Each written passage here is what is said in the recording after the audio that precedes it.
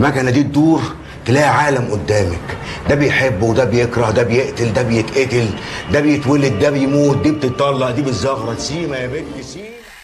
الحلقة الثامنة من مسلسل ذا تويلايت زون، وهي الحلقة الأولى اللي اتصنفت من ضمن أفضل 10 حلقات على مدار المسلسل كامل، وهي بتحكي عن واحد بيعشق الكتب والروايات بطريقة مجنونة لدرجة إنه بيضحي في سبيل وقت قرايته بأي حاجة، سواء شغله أو حتى بيته، وبرضه الوقت مش بيكون كافي بالنسبة له لحد ما بتبدأ نهاية العالم، وبيكون هو الوحيد اللي عايش وعنده كل الوقت اللي يمارس فيه هوايته وشغفه المجنون بالقراية. ودي بداية الحلقة الثامنة من ذا تويلايت زون. هقولك نبذة بسيطة عن المسلسل قبل ما نكمل حلقتنا النهاردة. مسلسل ذا تويلايت زون هو أقدم وأعظم مسلسل خيال علمي في التاريخ، وكل حلقة منه ليها أبطالها وقصتها المختلفين، والحلقة قائمة بذاتها بالظبط زي بلاك ميرور، بس الفرق إن تويلايت زون هو الأصل لكل الأعمال دي، فاحنا قررنا نترجمه حلقة بحلقة وننزلها على هيئة حلقات على اليوتيوب كريفيو، وهيكون فيها حرق، وهتلاقي الحلقة كاملة ومترجمة على التليجرام. فانت دلوقتي قدام حاجتين تختار منهم، الأول إنك بعد ما عرفت نبذة عن الحلقة تروح على قناة التليجرام تتفرج عليها مترجمة بترجمتنا، والاختيار التاني إنك تتنقل معانا في رحلة للبعد الخامس خلف حدود معرفة البشر، بعد ممكن نسميه ذا تويلايت زون. وزي ما قلت لك في بداية الحلقة، شخصيتنا الرئيسية مختلفة بالنسبة للعالم اللي عايشين فيه، بس قريبة لينا احنا بشكل خاص، ولينا احنا هنا بتنطبق على الناس اللي بتقرا الروايات والكتب وبتفضلهم عن صحبة الناس أو الخروج. تقدر تقول إنها حلقة عن الشغف والقراية والعزلة، زي كوباية القهوة بعد الفجر وانت قاعد في البلكونة وقت سكون العالم والهدوء والسلام النفسي اللي بيكونوا جواك الوقت ده. بس أكيد مفيش حاجة كاملة، وده اللي هنتعرف عليه باقي الحلقة.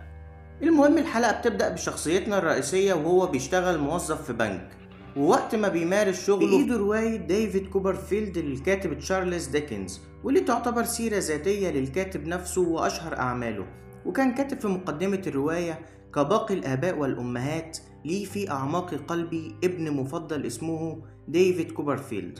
المهم في عز ما بيشتغل بطلنا في حلقة النهاردة بيقرأ الرواية دي وبيقعد يتكلم مع العملاء عن أحداث الرواية ويحاول إنه يتناقش فيها معاهم لحد ما بيشتكوا لمديره في الشغل. المضحك في الموضوع إن مديره وهو رايح له عشان الشكاوي اللي متقدمة ضده بيسأله: وانت طبعا ما قريتش الرواية دي؟ بعدها المدير ما بيردش عليه وبيطلب منه يروح مكتبه، وهنا بيخيره ما بين حاجتين: الأول إنه ينسى القراية تماما وقت الشغل، يا إما هيطرد من الشغل لو ما نفذش الكلام دوت. وهنا بيظهر العدو التاني لشخصيتنا الرئيسية وهي مراته، وبنكتشف إنها بتخبي منه الكتب والروايات وحتى الجرايد والمجلات، ومش بترضى تخليه يمارس شغفه بأي طريقة، وهنا بتعترف له وتقول له إنها اتجوزت من راجل مغفل. فهنا بطلنا عارف إنه ملوش قراية روايات ولا في الشغل ولا حتى في البيت، وهنا بقى بيقرأ ساعة واحدة في اليوم في بريك الشغل، بينزل القبوة أو الخزنة يقفل على نفسه ويبدأ يقرأ، لحد ما في مرة بيطلع من القبو ده وبيكتشف إنه ما بقاش فيه حياة، كل حاجة اتدمرت، البنك، البيت، الشوارع، مفيش أي أثر للحياة، وإنه آخر شخص حي على كوكب الأرض. وهنا بيبدأ يجمع لوازم البقاء على قيد الحياة زي الأكل والشرب ومكان ينام فيه. فهنا بيبدأ يسأل نفسه: أكل ونوم بس كده هتكون حياتي؟ وبيبدأ يجري زي المجنون ينادي يدور على أي حد، وبعد ما محاولته بتفشل طبعا بيبدأ يتكلم مع نفسه ويقول إن المشكلة مش في العزلة ولا حتى في التكرار، المشكلة إن مفيش حاجة واحدة يعملها. وهنا بيلاقي مسدس وبياخده يحطه ناحية راسه، وهنا بتتكرر نظرية الإله اللي بقيت متعود عليها في معظم حلقات المسلسل، وبيبدأ يقول إنه عارف إن ربنا هيغفر له نظرا للظروف اللي هو محطوط فيها. وهنا وطبقا لمقولة المحاولة اليأسة بتنجح، وفي عز يأسه عينه بتقع على حاجة واحدة بس من ضمن كل حاجة في الدنيا: مكتبة، كتب وروايات، وبيبدأ يرجع شغفه وحبه من تاني، لأنه أخيرا بقى عنده الكتب والروايات وبقى عنده كل الوقت اللازم، وبدأ ينظم الكتب بعدد الشهور والسنين، ومن ضمنهم روايات مجموعة الأعمال الكاملة للكاتب تشارلز ديكنز، ومجموعة الأعمال الكاملة للكاتب جورج برنارد شو، والمسرحيات الكاملة لشكسبير. تقدر تقول إنه وقع على كنز حقيقي ما يقدروش غير الروائيين.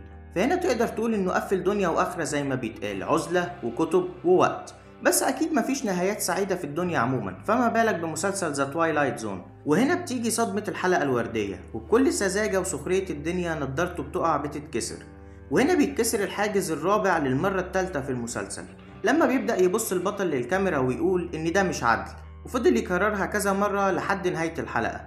وهنا هدم الجدار الرابع ده مصطلح سينمائي مشهور، معناه هدم الفاصل ما بين الممثل والجمهور. وهنا انتهت رحلتنا في البعد الخامس من كل الأماني والأفكار والخيالات اللي بتيجي في عقلنا دايما في يوم من الأيام، حتى لو كانت بمعالجة مختلفة. وبس كده، استنونا كل خميس وجمعة وحلقة جديدة من المسلسل، هتكون كاملة ومترجمة على قناة التليجرام، وهينزل لها حلقة على اليوتيوب كده زي النهاردة، وكمان على صفحة الفيسبوك. فما تنساش تعمل لايك وتشترك في القناة وتفعل زر الجرس عشان يوصلك دايما كل جديد أول بأول. أشوفكوا الفيديو الجاي، سلام.